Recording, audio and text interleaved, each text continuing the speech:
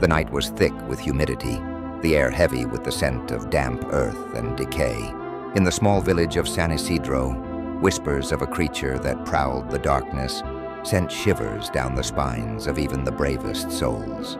They called it the Manananggal, a monster that could detach its upper body and soar through the night, leaving only its lower half behind, waiting for the unsuspecting to wander too close. Ramon, a local fisherman, had always dismissed the tales as mere folklore, stories spun to frighten children. But as he returned home one evening, the sun dipping below the horizon, he felt an unsettling chill creep up his spine. The village was unusually quiet, the usual sounds of laughter and chatter replaced by an eerie silence. He quickened his pace, the shadows stretching ominously around him. As he neared his home, a sudden rustle in the trees made him stop. Heart pounding, he turned to look, but saw nothing, just the wind whispering through the leaves. He shook his head, trying to dispel the fear that clung to him like a second skin. But then he remembered the stories.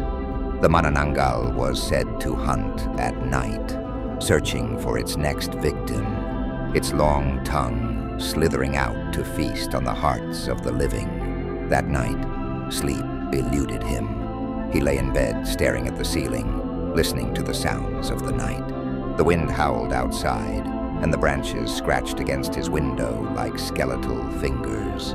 Just as he began to drift off, a loud thud jolted him awake. It came from outside, followed by a soft, almost melodic humming. Ramon's heart raced as he crept to the window, peering out into the darkness. The moon hung low, casting an eerie glow over the village, and there, in the clearing, he saw it. The upper body of a woman, pale and glistening, floated above the ground, her lower half still rooted in the earth. Her hair hung like a dark curtain, and her eyes glowed with a predatory hunger. He stumbled back, fear gripping him. The stories were true. The Manananggal was real.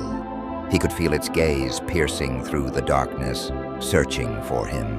Panic surged through him as he recalled the villagers' warnings. To stay indoors, to lock the doors, to never let it in. But the creature was clever. It knew how to lure its prey. A soft, haunting voice drifted through the window, calling his name. "Ramon, come to me." It was sweet, almost comforting, but he knew better. He pressed his back against the wall, heart racing, as the voice grew more insistent. "I need you. I'm lost." He clamped his hands over his ears, trying to drown out the sound. But the voice was relentless, wrapping around him like a vine, squeezing tighter with each passing moment. He could feel the pull of its magic, the temptation to step outside, to succumb to its call. Then a sudden crash shattered the night. The door to his home burst open, and he turned to see the Manananggal's lower half, still rooted in place, while the upper body hovered just outside. It was a grotesque sight, the way it twisted and contorted, its mouth stretching into a wide, unnatural grin. Ramon's instincts kicked in. He grabbed a wooden stake from the corner of the room, a remnant of his fishing gear, and rushed toward the door. The creature's eyes widened, and for a moment he saw fear flicker across its face. With a primal scream, he lunged forward, driving the stake into the creature's heart. It let out a blood-curdling shriek, a sound that echoed through the night, reverberating in his bones. The upper body convulsed, and in an instant, it disintegrated into a cloud of ash, leaving only the lower half behind, lifeless and still. Breathing heavily, Ramon stepped back, the adrenaline coursing through him.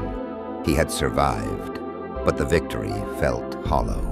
The villagers would celebrate, but he knew the truth. The Manananggal was not gone. It was merely waiting, lurking in the shadows, biding its time until it could rise again. As he locked the door, a chilling thought settled in his mind. What if it had not been the only one? What if somewhere in the darkness another was watching, waiting for the next unsuspecting soul to wander too close? The night was far from over, and the true horror had only just begun.